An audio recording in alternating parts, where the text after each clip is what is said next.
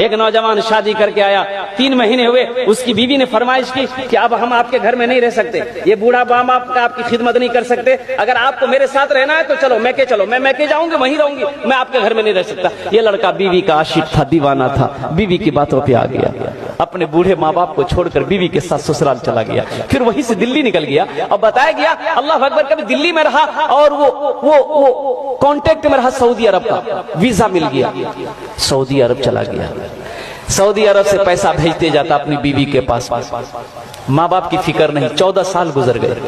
کتنے سال گزر؟ 14 سال کا عرصہ گزر گیا۔ ان 14 سالوں میں اس نوجوان نے 12 حج کیے۔ کتنے حج کیے میرے بھائی؟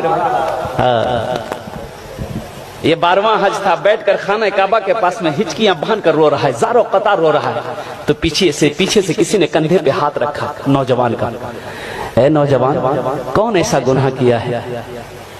کون ایسا گناہ کیا ہے جو اس زاروں قطار سے رو رہا ہے؟ ایسا میں نے کسی کو روتے ہوئے نہیں دیکھا۔ پلٹ کر دیکھا تو اللہ والے ایک بزرگ ہستی ہے، چہرہ سفید ہے، سر پہ عمامہ بندہ ہے۔ کہا کہ حضرت، نہ جانے کیوں ایسا لگتا ہے کہ میرے دل پہ کسی نے تالا لگا دیا،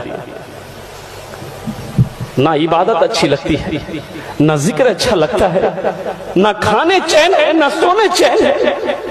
حضرت یہ میرا 12واں حج ہے، 12واں حج ہے میرا، لیکن ایسا لگ رہا ہے کہ دل میں کسی نے تالا لگا دیا۔ تو اللہ والے نے کہا کہ لگتا ہے تم نے کسی کا دل دکھایا ہے۔ ہاں، ارے سبحان اللہ بولو، ماشاءاللہ، سبحان اللہ۔ لگتا ہے تم نے کسی کا دل دکھایا ہے۔ تمہاری ماں ہے؟ ماں ہے، ماں ہے؟ بولا ہاں۔ باپ ہے؟ بولا ہاں۔ بولے کہاں ہے؟ بولا پتہ نہیں۔ بولا پتہ نہیں، 14 سال ہو گئے میں نے ماں کے چہرے کو نہیں دیکھا، باپ کے چہرے کو نہیں دیکھا، پتہ نہیں میری ماں کیسے ہوگی، میرا باپ کیسے ہوگا۔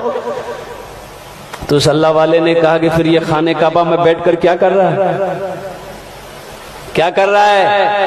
اٹھ جا بھاگ، اپنی ماں روٹھے ہوئے ماں باپ سے معافی مانگ لے، اگر انہوں نے معاف کر دیا تو اللہ تیرے دل کے تالے کو کھول دے گا۔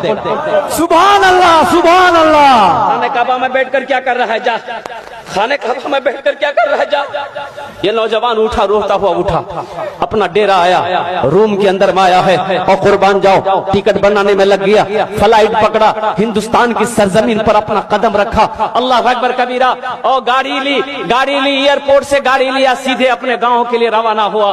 لیکن قربان جاؤ، اور دیکھا کہ گاؤں میں بہت ساری بلڈنگیں بن گئی ہے، 14 سال کا عرصہ گزر گیا، اس کا گھر کی جگہ پتہ نہیں۔ ایک بوڑھے میاں گھاس کاٹ رہے تھے بیٹے، اس نوجوان نے کہا کہ تھوڑا پوچھ لوں ابا کے بارے میں، امی کے بارے میں۔ تو ان سے پوچھا کہ چچا، یہ اپنا باپ کا نام لے کے پوچھا کہ عبداللہ صاحب کا گھر کون سا ہے؟ تو بوڑھے میاں نے نیچے سے اوپر تک دیکھا اس نوجوان کو، کہا کہ کون عبداللہ میاں؟ وہ بیچارے تب اس دنیا میں نہیں رہے،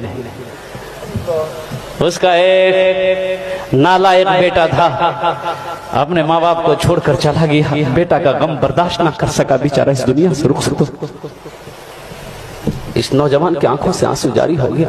پھر وہ نوجوان پوچھتا ہے کہ اس کی بیوی کا کیا بنا؟ اس کی بیوی، اپنی ماں کے بارے میں پوچھا کہ اس کی بیوی کا کیا بنا؟ تو کہا کہ وہ اس کی بیوی بیچاری شوہر کے مرنے کے بعد دوسرے کے گھر میں کام کرتی تھی، کسی طرح روٹی روزی ان کی چلتی تھی، لیکن اب سنے میں اس کو فالج مار دیا ہے، بستر پہ پڑی رہتی ہے، جس کو ہوتا ہے کھانا لا کر دیتا ہے، جس کو نہیں ہوتا کھانا لا کر نہیں دیتا ہے۔ اب تو پتہ یہ بھی چلا ہے کہ اس کی آنکھوں کی روشنی بھی ختم ہو گئی، بس ان کی ایک آخری خواہش یہ کی رٹ لگاتی رہتی ہے کہ مولا اس وقت تک میرے جسم سے روح نہ نکلے جب تک کہ میں اپنے بیٹے کے چہرے کو نہ دیکھوں۔